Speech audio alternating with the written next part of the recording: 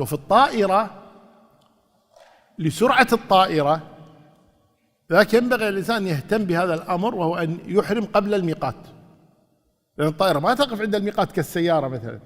السيارة تأتي وتقف عند الميقات وتلبي ثم تركب سيارتك وتنطلق، لكن في الطائرة الأمر يختلف، طائرة لحظات تعدي.